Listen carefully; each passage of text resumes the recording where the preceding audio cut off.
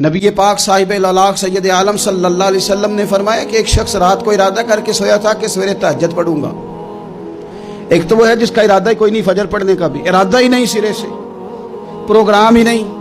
اس کو پتہ چل گیا کہ ڈاکٹر نے کہا تھا 7-8 گھنٹے سونا ہے، تو اب وہ ٹائم دیکھ رہا ہے 2 بجے سو رہا ہوں، 10 بجے اٹھ جاؤں گا۔ اس کی بیچ میں نیند ہے، صحت ہے، ڈاکٹر کی تنبیہ ہے، پر فجر تو شامل ہی نہیں۔ حالانکہ اس بات کو اچھی طرح سمجھ لیں، اگر آپ کا فجر پڑھنے کا ارادہ ہے اور 4 بجے کا 3:45 بجے کا آپ نے الارم لگا لیا ہے، تو 2 دن آپ کو الارم جگائے گا، تیسرے دن آنکھ خود بخود کھل جائے گی۔ انسان کی نفسیات ہوتی ہے کہ 2 دن وہ کسی چیز بھی اپنی عادت کو سونے جاگنے میں پکا لے تو تیسرے دن وہیں اس کا وہ مزاج بن جاتا ہے۔ تو اگر نیت ہی نہیں، ارادہ ہی نہیں، پروگرام ہی نہیں، تو کیسے آنکھ کھلے گی؟ بلکہ پھر تو یہ ہوتا ہے کہ کئی دفعہ آنکھ کھل بھی جاتی ہے، بندے اٹھ بھی جاتے ہیں پر اٹھتے ہی نہیں، نماز کا وضو ہی نہیں کرتے، آگے بڑھتے ہی نہیں، ہمت ہی نہیں کرتے۔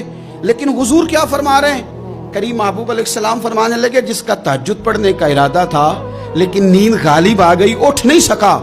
حضور فرماتے ہیں نیند تو اب اس نے پوری کر ہی لی ہے نا، پر ارادہ تھا تہجد پڑھنے کا۔ تو محبوب فرماتے ہیں نیند رب کی طرف سے صدقہ ہو گئی اور تہجد کا بھی اللہ نے ثواب عطا فرما دیا۔ ارادے صاف کرے، پکے کرے، نیتیں کھری رکھے، نیت صاف رکھے، اخلاص پیدا کرے۔